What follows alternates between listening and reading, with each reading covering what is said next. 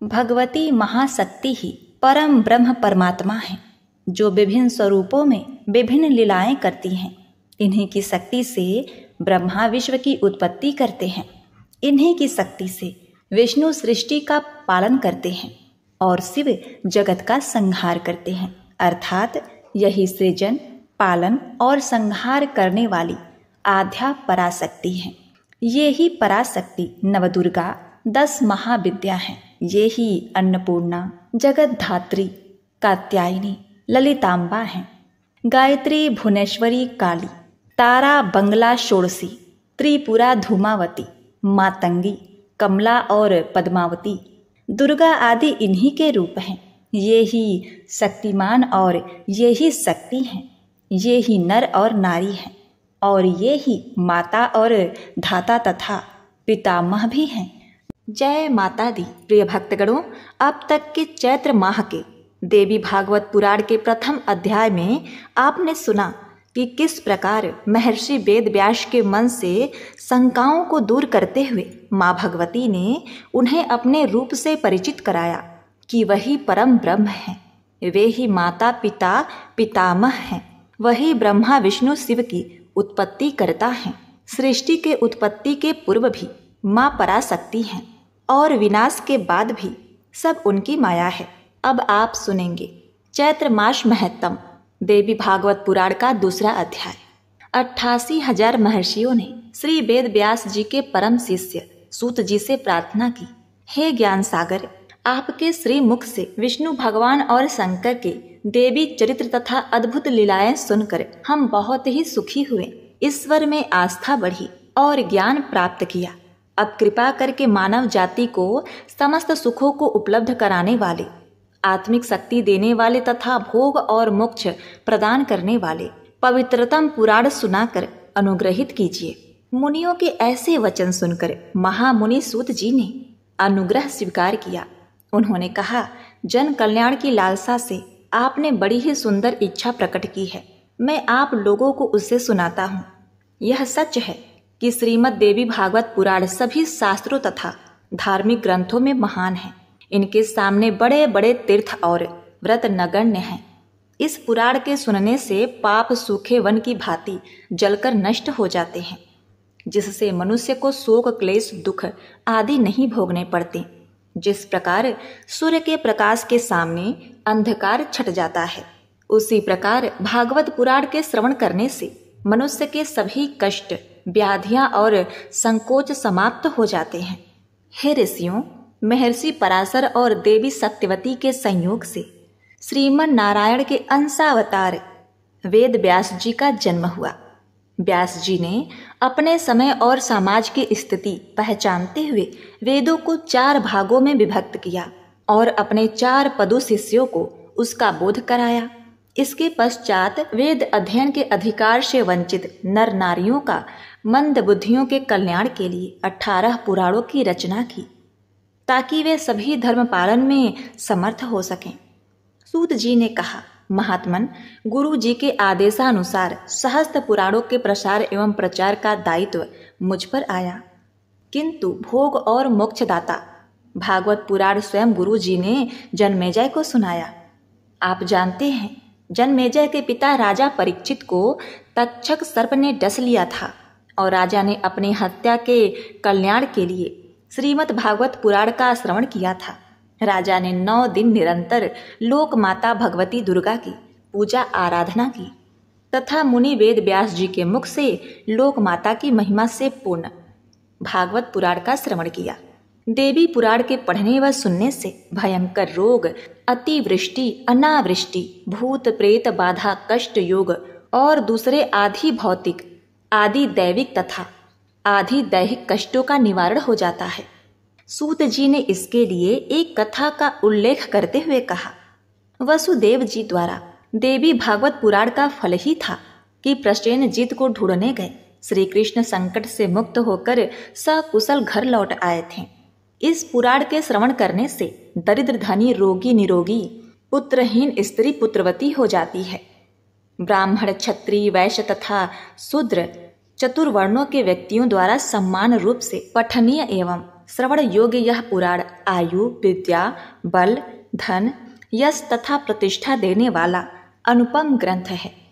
सूत जी बोले, देवी भागवत की कथा श्रवण से भक्तों और श्रद्धालु श्रोताओं को रिद्धि सिद्धि की प्राप्ति होती है। मात्र क्षण भर की कथा श्रवण से भी देवी भक्तों को कभी कष्ट नहीं होता। सभी तीर्थों और व्रतों का फल देवी भागवत के एक बार के श्रवण करने मात्र से प्राप्त हो जाता है। सतयुग, त्रेता तथा द्वापर में जो मनुष्य के लिए अनेक धर्म कर्म हैं, किंतु कलयुग में तो पुराण सुनने के अतिरिक्त कोई अन्य धार्मिक आचरण नहीं है। कलयुग के धर्म कर्महीन तथा आचारहीन मनुष्यों के कल्याण के लिए ही वेद व्यास जी ने पुराण अमृत की सृष्टि की थी। देवी पुराण के श्रवण के लिए ये तो सभी समय फलदायी है, किंतु फिर भी आश्विन, चैत्र, मार्गशीर्ष तथा आषाढ़ मासों एवं दोनों नवरात्रों में पुराण के श्रवण करने से विशेष पुण्य होता है। वास्तव में यह पुराण नवाह यज्ञ है, जो सभी पुण्य कर्मों में सर्वोपरि एवं निश्चित फलदायक है। इस नव यज्ञ में छली, मूर्ख, अमित्र, वेद विमुख, निंदक, चोर, व्यभिचारी, उठाईगिरी, मिथ्याचारी, गो देवता, ब्राह्मण निंदक तथा गुरु द्वेषी जैसे भयानक पापी शुद्ध और पाप रहित हो जाते हैं। बड़े बड़े व्रतों, तीर्थ यात्राओं, बृहद यज्ञों या तपों से भी यह पुण्य फल प्राप्त नहीं होता, जो श्रीमद् देवी भागवत पुराण के नवह पारायण से प्राप्त होता है। तथा न गंगा न गया न काशी न नैमिष न मथुरा न पुष्करम पुनाति शद्य वद्रीबन नो यथादि देवी मुख एष विप्राह। गंगा, गया, काशी, नैमिष शरण, मथुरा, पुष्कर और बद्रीवन आदि तीर्थों की यात्रा से भी वह फल प्राप्त नहीं होता, जो नवह पारायण रूप देवी भागवत श्रवण यज्ञ से प्राप्त हो जाता है। श्री कृष्ण भगवान प्रसेनजित को ढूंढने के प्रयास में खो गए थे, जो श्री देवी भगवती के आशीर्वाद से सकुशल लौट आए। यह वृत्तांत महर्षियों की इच्छा से विस्तार से सुनाते हुए श्री सूत जी कहने लगे, सज्जनों, बहुत पहले द्वारिकापुरी में भोजवंशी राजा सत्राजित रहा करता था। सूर्य की शक्ति आराधना के बल पर उसने समंतक नाम की अत्यंत चमकदार मणि प्राप्त की थी। मणि की कांति से राजा स्वयं सूर्य जैसा प्रभामंडित हो जाता था। इस भ्रम में जब यादवों ने श्री कृष्ण जी से भगवान सूर्य के आगमन की बात कही, तब अंतर्यामी कृष्ण जी ने यादवों की शंका का निवारण करते हुए कहा कि आने वाली महानुभाव समयंतक मणिधारी राजा सत्राजित है, सूर्य नहीं। समयंतक मणि का गुण था कि उसको धारण करने वाला प्रतिदिन 8 किलो स्वर्ण प्राप्त करेगा। उस प्रदेश में किसी भी प्रकार की मानवीय या दैविक विपत्ति का कोई चिन्ह तक नहीं था। समयंतक मणि प्राप्त करने की इच्छा स्वयं कृष्ण जी ने भी की, लेकिन सत्राजित ने अस्वीकार कर दिया। एक बार सत्राजित का भाई प्रसेनजित उस मणि को धारण करके घोड़े पर चढ़कर शिकार को गया, तो एक सिंह ने उसे मार डाला। संयोग से जामवंत नामक रीछ ने सिंह को ही मार डाला और वह मणि लेकर अपनी गुफा में आ गया।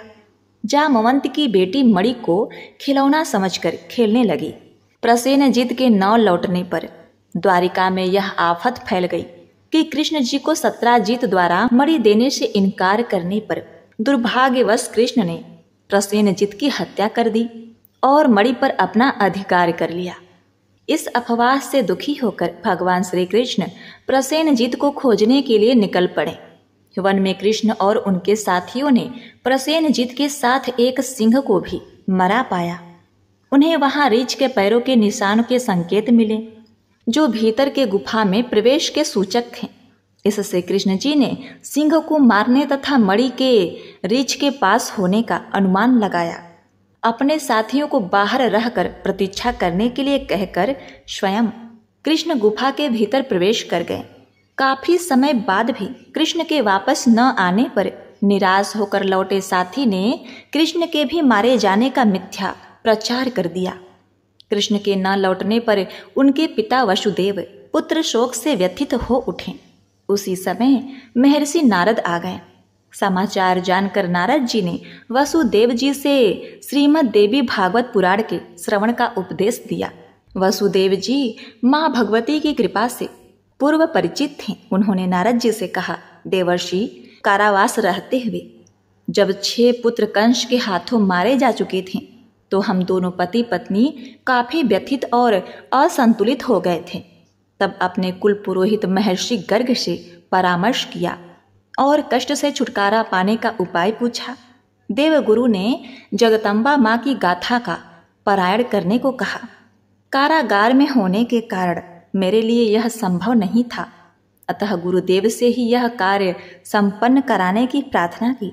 वसुदेव जी ने कहा, मेरी प्रार्थना स्वीकार करके गुरुदेव जी ने विंध्याचल पर्वत पर जाकर ब्राह्मणों के साथ देवी की आराधना अर्चना की। विधि विधान पूर्वक देवी भगवती का नवाह यज्ञ किया। अनुष्ठान पूर्ण होने पर गुरुदेव ने मुझे इसकी सूचना देते हुए कहा कि देवी ने प्रसन्न होकर यह आकाशवाणी की है कि मेरी प्रेरणा से स्वयं विष्णु पृथ्वी के कष्ट निवारक हेतु वसुदेव देवकी के घर अवतार लेंगे। वसुदेव को चाहिए कि उस बालक को गोकुल ग्राम के नंद यशोदा के घर पहुंचा दें और उसी समय उत्पन्न यशोदा की बालिका को लाकर 8वीं संतान के रूप में कंस को सौंप दें। कंस यथावत बालिका को धरती पर पटक देगा। वह बालिका कंस के हाथ से तत्काल छूटकर दिव्य शरीर धारण कर मेरे ही अंश रूप में लोक कल्याण के लिए विंध्याचल पर्वत पर वास करेगी। गर्ग मुनि के द्वारा इस अनुष्ठान फल को सुनकर मैंने प्रसन्नता व्यक्त करते हुए आगे घंटी बजाएं। मुनि की कथनानुसार पूरी की और कृष्ण की रक्षा की। यह विवरण सुनकर वासुदेव नारद जी से कहने लगे, हे मुनिवर, सौभाग्य से आपका आगमन मेरे लिए शुभ है, अतः आप ही मुझ देवी भागवत पुराण की कथा सुनाकर उपकृत करें। वसुदेव जी के कहने पर नारद जी ने अनुग्रह करते हुए नवाह पारायण किया। वसुदेव जी ने 9वें दिन कथा समाप्ति पर नारद जी की पूजा अर्चना की। भगवती माँ की माया से श्री कृष्ण जब गुफा से प्रविष्ट हुए तो उन्होंने बालिका को मणि से खेलते देखा। जैसे ही कृष्ण जी ने बालिका से मणि ली तो बालिका रो उठी। बालिका के रोने की आवाज को सुनकर जामवंत वहां आ पहुंचा तथा कृष्ण से युद्ध करने लगे। दोनों में 27 दिन तक युद्ध चलता रहा। देवी की कृपा से जामवंत लगातार कमजोर पड़ते गए तथा श्री कृष्ण शक्ति संपन्न हो गए। अंत में उन्होंने जामवंत को पराजित कर दिया। भगवती की कृपा से जामवंत को पूर्व स्मृति हो आई कि त्रेता युग में रावण का वध करने वाले राम को ही द्वापर में कृष्ण के रूप में अवतरित जानकर उनकी वंदना की। अज्ञान में किए गए अपराध के लिए क्षमा मांगी। मणि के साथ अपनी पुत्री जामवंती को भी प्रसन्नता पूर्वक कृष्ण को समर्पित कर दिया। मथुरा में कथा समाप्त होने के बाद वसुदेव ब्राह्मण भोज के बाद आशीर्वाद ले रहे थे। उसी समय कृष्ण मणि और जामवंती के साथ वहां पहुंच गए। कृष्ण को वहां देखकर सभी की प्रसन्नता की कोई सीमा न रही। भगवती का आभार प्रकट करते हुए वासुदेव देवकी ने श्री कृष्ण का अश्रुपूरित नेत्रों से स्वागत किया। इस प्रकार वसुदेव का सफल काम बनाकर नारद जी देवलोक वापस लौट गए। यह कहने के बाद श्री सूत जी थोड़ा शांत हो गए। ऋषियों ने कहा, हे अत्यंत भाग्यशाली सूत जी, कृपया हमें द्वापर युग में पुराणों के वाचक पिछले वेद व्यास के नामों का वर्णन करें। सूत जी ने कहा, प्रथम द्वापर में ब्रह्मा ने स्वयं वेदों का विभाजन किया। दूसरे द्वापर में प्रथम प्रजापति व्यास जी ने भी ऐसा ही किया, जो तीसरे में शक, चौथे में बृहस्पति, पांचवें में सूर्य, छठे में यम, सातवें में इंद्र, आठवें में वशिष्ठ, नौवें में सारस्वत ऋषि, 10वें में धृधामा, 11वें में त्रिविश्य, 12वें में भारद्वाज, अंतरिक्ष, 13वें में धर्म, 14वें में 15वें में एवरुणी, 16वें में धनंजय, 17वें में मेधातिथि, व्रति, 18वें में अत्रि, 19वें में विश्वे में गौतम, 21वें में उत्तम जिनकी आत्मा हरि पर स्थित थी, 22वें में बाज्रश्रवा वेन, 24वें में 25वें में भार्गव, 26वें में शक्ति, 27वें में जातोग्न और द्वापर युग में कृष्ण द्वैपायन, 28वें वेद व्यास बने। इस प्रकार मैंने 28 वेद व्यासों के बारे में बात की है। जैसा मैंने सुना था, मैंने कृष्ण द्वैपायन के मुख से पवित्र श्रीमद् भागवत को सुना है। यह सभी कष्टों को दूर करता है, सभी इच्छाओं को पूरा करता है, मोक्ष प्रदान करता है और वेदों के अर्थों से परिपूर्ण है। इस ग्रंथ में सभी शास्त्रों का सार है और यह मामुछो मोक्ष या मुक्ति चाहने वालों को हमेशा प्रिय है। हे मुनि श्रेष्ठ, इस प्रकार पुराणों का संकलन करते समय वेद व्यास ने सोचा यह पुराण सर्वोत्तम है। इसीलिए अन्य व्यक्तियों को यह सिखाए बिना उन्होंने तय किया कि उनका अपना पुत्र उच्च हृदय सुखदेव, जो आग जलाने के लिए इस्तेमाल किए जाने वाले सूखी लकड़ियों से पैदा हुआ था, जिसे सांसारिक चीजों के लिए कोई जुनून नहीं था, वह इसके लिए उपयुक्त छात्र होगा। इस ग्रंथ में सभी शास्त्रों का सार है। उस समय मैं सुखदेव के साथ एक सह छात्र था और मैंने व्यास वेद के मुंह से हर बात सुनी, उनके गुप्त अंशों को समझा। यह दयालु गुरु वेद व्यास की कृपा से हुआ था।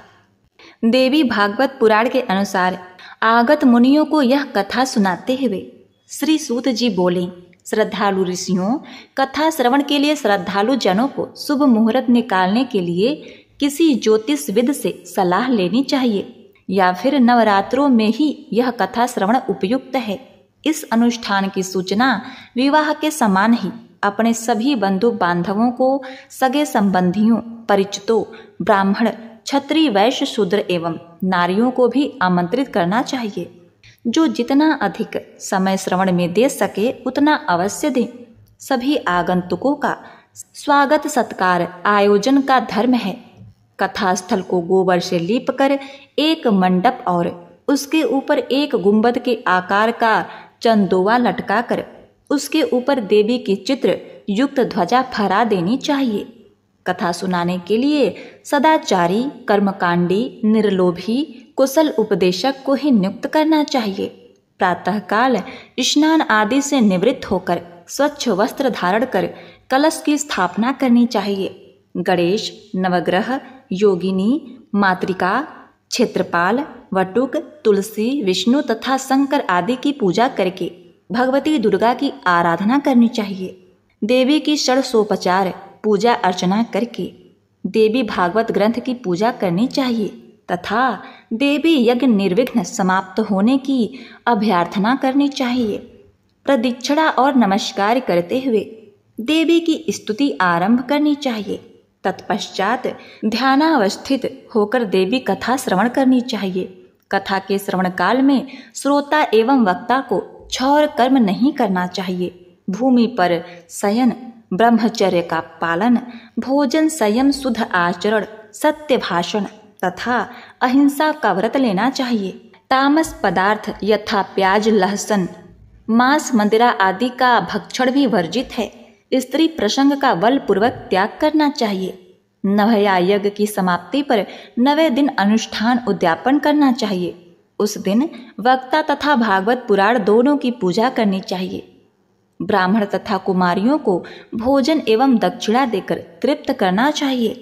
गायत्री मंत्र से होम करके स्वर्ण मंजुषा पर अधिष्ठित भागवत पुराण वक्ता ब्राह्मण को दान देते हुए दक्षिणा आदि से संतुष्ट करते हुए उसे विदा करना चाहिए। पूर्वोक्त विधि विधान से निष्काम भाव से पारायण करने वाला श्रोता श्रद्धालु मोक्ष पद को और सकाम भाव से पारायण करने वाला अपने अभीष्ट को प्राप्त करता है। कथा श्रवण के समय किसी भी प्रकार का वार्तालाप, ध्यान भंगता, आसन बदलने, उघने या अश्रद्धा से बड़ी भारी हानि हो सकती है, अतः ऐसा नहीं करना चाहिए। सूत जी महाराज ने कहा, 18 पुराणों में देवी भागवत पुराण उसी प्रकार सर्वोत्तम है जिस प्रकार नदियों में गंगा, देवों में शंकर, काव्यों में रामायण, प्रकाश स्रोतों में सूर्य, शीतलता और आह्लाद में चंद्रमा, क्षमाशीलों में पृथ्वी, गंभीरता में सागर और मंत्रों में गायत्री आदि श्रेष्ठ है। यह पुराण श्रवण सब प्रकार के कष्टों का निवारण करके आत्म कल्याण करता है। अतः इसका पारायण सभी के लिए श्रेष्ठ एवं वरेण्य है। प्रिय भक्तगणों, देवी भागवत पुराण का दूसरा और तीसरा अध्याय समाप्त हुआ। अब आइए सुनते हैं माता त्रिपुर सुंदरी की बड़ी ही दुर्लभ पौराणिक कथा। पौराणिक कथाओं के अनुसार देवी त्रिपुर सुंदरी के उत्पत्ति का रहस्य जब माता सती ने अपने देह को अग्नि में भस्म कर दिया था तो उनके वियोग में भगवान शिव जी विरक्त हो गए थे और ध्यान मग्न रहने लगे थे। उन्होंने अपने संपूर्ण कर्म का परित्याग कर दिया था, जिसके कारण तीनों लोकों के संचालन में व्याधि उत्पन्न हो रही थी। उधर तारकासुर ब्रह्मा जी से वर प्राप्त किया था कि उसकी मृत्यु शिव के पुत्र द्वारा होगी। अब क्या था, समस्त देवताओं ने भगवान शिव को ध्यान से जगाने के लिए कामदेव और उनकी पत्नी रति देवी को कैलाश भेजा। कामदेव ने कुसुम रस नामक मोहिनी वाण से भगवान शिव पर प्रहार किया। परिणाम स्वरूप शिव जी का ध्यान भंग हो गया। देखते ही देखते भगवान शिव के तीसरे नेत्र से उत्पन्न क्रोध अग्नि ने कामदेव को जलाकर भस्म कर दिया। कामदेव की पत्नी रति द्वारा अत्यंत दारुण विलाप करने पर भगवान शिव ने कामदेव को पुनः द्वापर युग में भगवान श्री कृष्ण के पुत्र के रूप में जन्म धारण करने का वरदान दिया और वहां से अंतर ध्यान हो गए। सभी देवी देवताओं और रति के जाने के पश्चात तब कामदेव की भस्म वहीं पड़ी रह गई थी। एक दिन की बात है, गणेश जी ने कौतूहलवश उस भस्म से एक पुरुष की आकृति बनाई। थोड़ी ही देर में वह संजीव होकर कामदेव की तरह सुंदर बालक बन गया।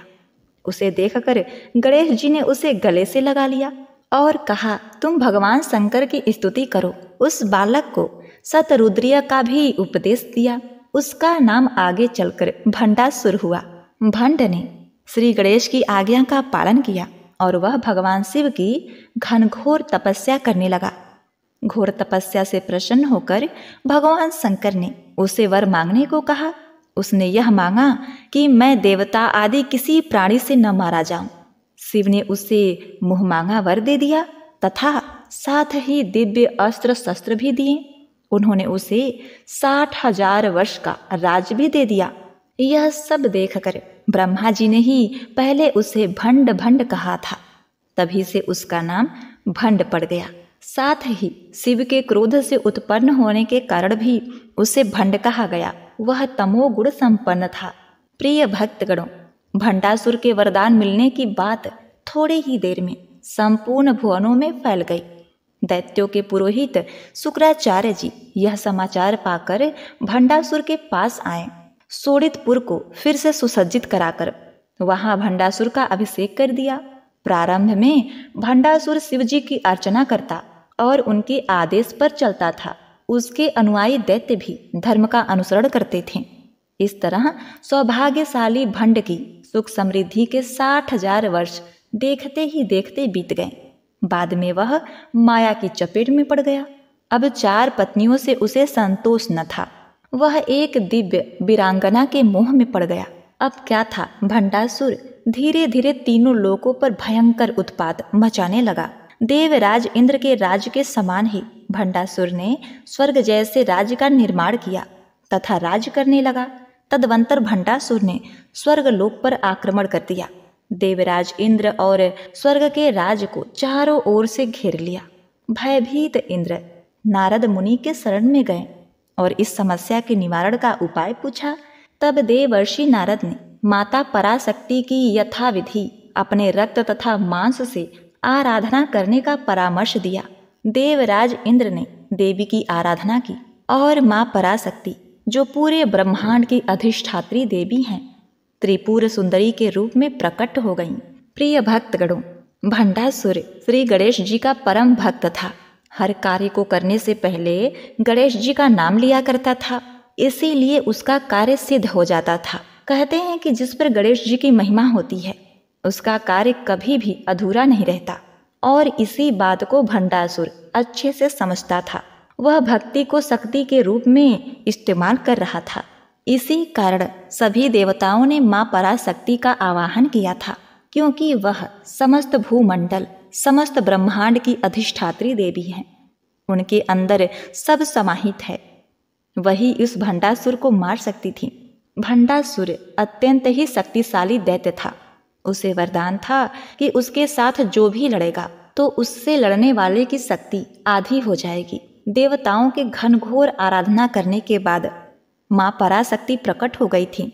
उनके अद्भुत दर्शन पाकर देवता कृतार्थ हो गए। माँ पराशक्ति का स्वस्वरूप श्रृंगार देवी के रूप में था। ब्रह्मा जी ने यह देखकर सोचा कि इनका विवाह शंकर से ही संभव है, क्योंकि नर के बिना नारी अधूरी रहती है, और उनका नाम त्रिपुर सुंदरी रखा। इतना संकल्प करते ही भगवान शंकर कुमार बनकर वहां प्रकट हो गए। उन परापुरुष आदि महादेव से माँ त्रिपुर सुंदरी का विवाह किया गया और माता का नाम पड़ा माँ कामेश्वरी और भगवान शिव का नाम पड़ा महाकामेश्वर। अब देवताओं ने जब उनका विवाह करा दिया तब माता त्रिपुर सुंदरी अधीश्वरी बन गई। उधर भंडासुर ने सारे विश्व को त्रस्त कर रखा था। उसने अहंकार में आकर अपने जनक श्री गणेश जी और शंकर जी की अवहेलना की। परिणाम स्वरूप भंडासुर के विरुद्ध श्री गणेश जी ने भी माँ पराशक्ति त्रिपुर सुंदरी का सहयोग किया। विश्व की रक्षा के लिए ललिता अम्बा ने भंडासुर के साथ युद्ध किया। तब भंडासुर ने यक्षमा आदि रोग अस्त्रों का प्रयोग किया। तब पराम्बा ने अच्युत अनंत गोविंद नाम स्वरूप मंत्रों से उसका निवारण किया। इसके बाद भंडासुर ने हिरण्याक्ष, हिरण्यकश्यपु, रावण, कंस और महिषासुर को उत्पन्न किया।